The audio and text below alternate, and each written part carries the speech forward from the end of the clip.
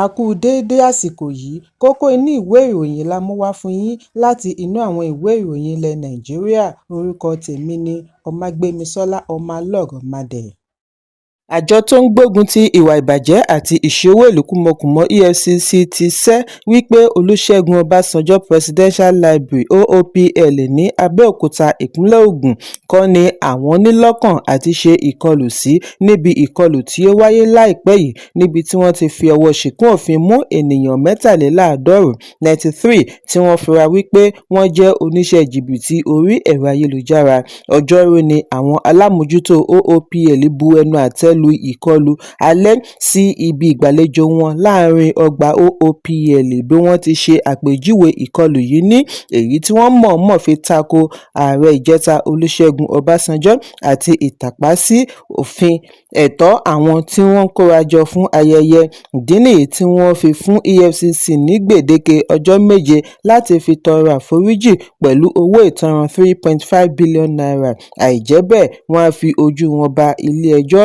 Ṣùgbọ́n nínú àtẹ̀jáde àná ni agbẹnusọ àjọ EFCC Délé Oyèwálé ti ní nínú ọgbà ilé ìtura tí ó wà láàrin OOPL ni àwọn ti ṣe ìkọlù, kì í ṣe OOPL fúnra rẹ̀. Oyèwálé ṣàlàyé wípé ìkọlù yìí wáyé lẹ́yìn tí wọ́n gbọ́ wípé àwọn kan fẹ́ ṣe ayẹyẹ ní etí omi ìgbafẹ́ pool party láti fi ṣe àjọyọ̀ owó jìbìtì tí wọ́n rí gbà.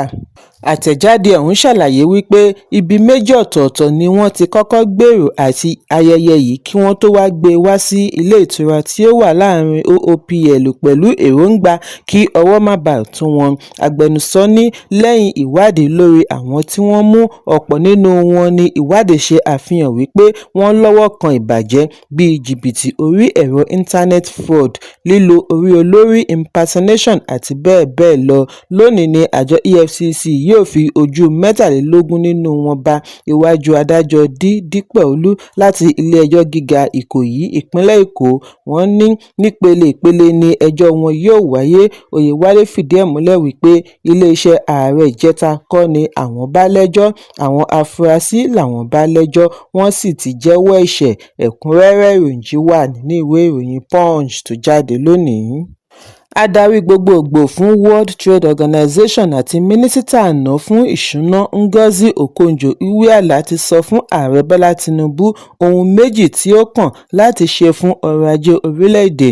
Ọ̀jọ̀gbọ́n lórí ọrọ̀ ajé yìí ní ààrẹ Tinubu àti ikọ̀ rẹ̀ gbọ́dọ̀ mú kí ọrọ̀ ajé dàgbà sí i kí ó sì pèsè ààbò social safety tí yóò ti fi yanjú ìṣòro tí àtúpalẹ̀ òfin rẹ̀ dá sílẹ̀. Okonjo-Iweala ṣe àfihàn yìí fún àwọn akọ̀ròyìn lẹ́yìn ìpàdé rẹ̀ pẹ̀lú ààrẹ lánàá ní ilé agbára ìlú Àbújá. Ó gbóríyìn fún Tinubu lórí bí ó ṣe mú kí ọrọ̀ ajé orílẹ̀-èdè dúró déédéé pẹ̀lú àtúpalẹ̀ òfin rẹ̀ láti ọdún 2 sẹ́yìn. Gẹ́gẹ́ bí ọ̀rọ̀ rẹ̀, àlàyé ìjíròrò rẹ̀ pẹ̀lú Tinubu dá lórí bí ọrọ̀ ajé ṣe lè túbọ̀ gbòòrò sí i kí owó lè túbọ̀ wọ àpò ará ìlú.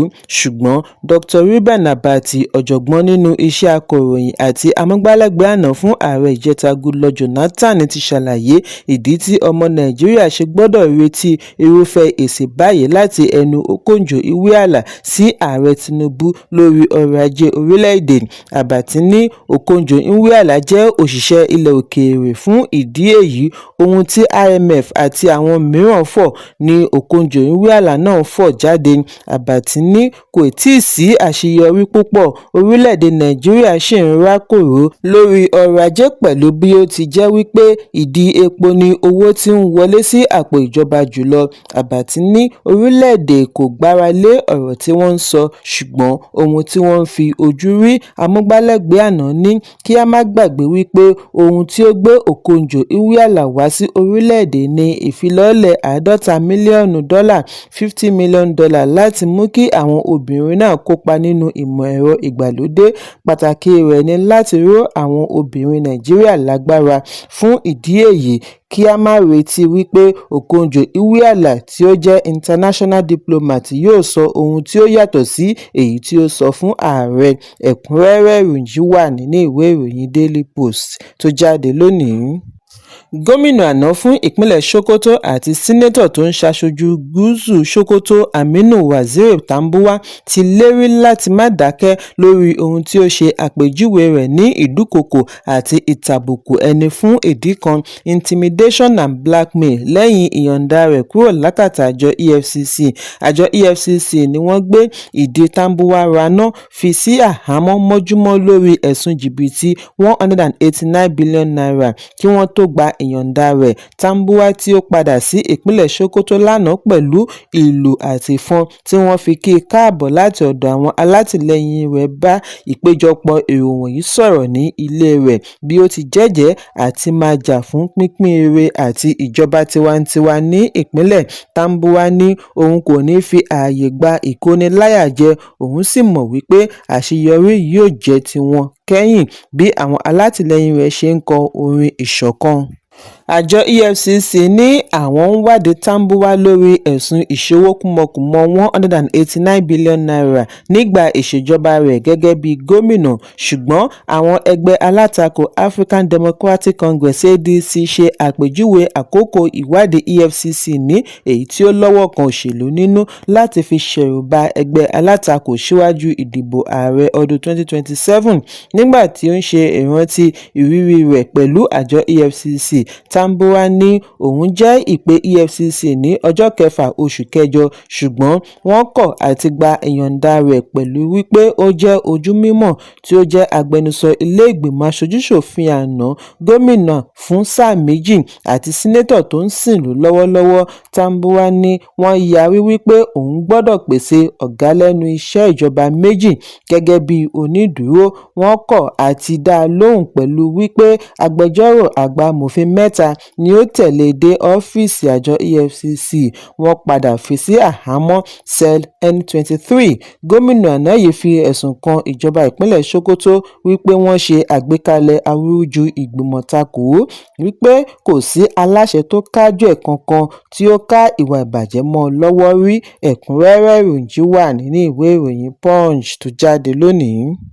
Amúgbálẹ́gbẹ̀ẹ́ pàtàkì lórí òfin ìròyìn sí ààrẹ Bọ́lá Tinubu Daniel Bwala ti fi ìgboyà rẹ̀ hàn wípé ààrẹ yóò ṣe àkọọ́lẹ̀ ìbò tí ó pọ̀ jù láti gúúsù ìlà oòrùn níbi ìdìbò ààrẹ ọdún 2027.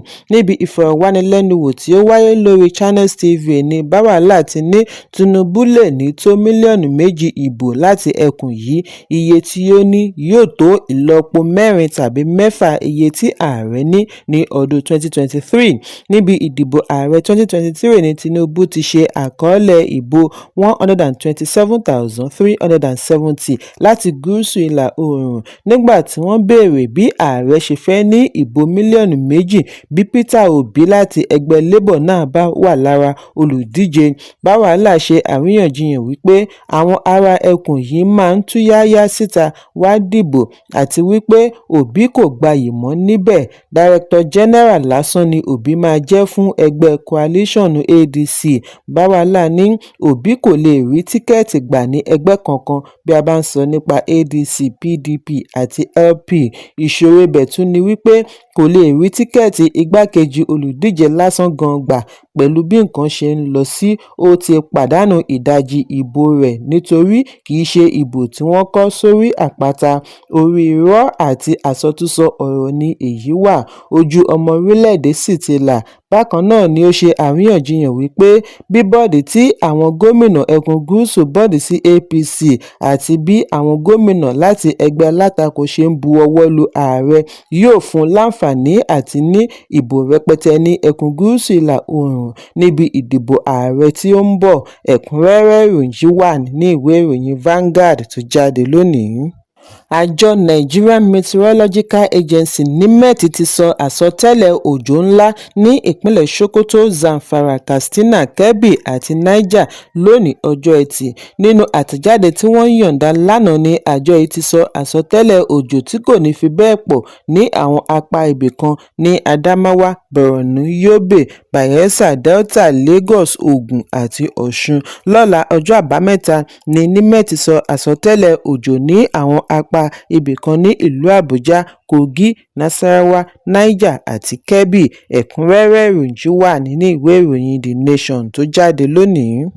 Olórin ẹ̀mí pẹ̀lú ọ̀pọ̀lọpọ̀ àmì ẹ̀yẹ Mercy Chinwo pẹ̀lú ọkọ rẹ̀ Pastor Blessed Uzochukwu ti fi ìdùnnú àti ayọ̀ kéde bíbí ọmọ kejì. Tọkọ-tìyàwó yìí ṣe àfihàn ìròyìn ayọ̀ yìí lónìí lórí ẹ̀rọ abánidọ́rẹ̀ẹ́ Instagram. Nínú àfihàn alápapọ̀ ni wọ́n ti fi ìdùnnú wọn hàn sí Ọlọ́run fún bí ó ṣe mú àlékún bá ẹbí wọn bí wọ́n ti pe ọmọ tuntun yìí ní ẹ̀bùn iyebíye precious gift. Bákan náà ni Mercy fi àsìkò yìí ṣe ayẹyẹ ọkọ rẹ̀ bí ó ti ṣe àpèjúwe rẹ̀ ní bàbá gidi ọlọ́mọ méjì, amazing father of two. Ó wá dúpẹ́ lọ́wọ́ Ọlọ́run fún oore rẹ̀ ìgbà gbogbo lórí ẹbí wọn. Mercy àti Pastor Blessed ṣe ìgbéyàwó nínú oṣù kẹjọ ọdún 2022. Wọ́n bí ọmọ àkọ́kọ́ nínú oṣù kẹwàá ọdún 2023. Ẹ̀kúnrẹ́rẹ́ ìròyìn wà nínú ìwé ìròyìn Vanguard tó jáde lónìí. Kókó inú ìwé ìròyìn tòní kò ní jù báyìí lọ. Ẹ pàdé mi ní ìrọ̀lẹ́ fún àkọ́tún ìròyìn. Kí a tó lọ, ẹ má ṣaláì fi àkíyèsí yín ránṣẹ́ kí ẹ sì bá wa subscribe sójú náà wá lórí YouTube kí kókó inú ìwé ìròyìn lè máa tẹ̀ yín lọ́wọ́ ní kíákíá.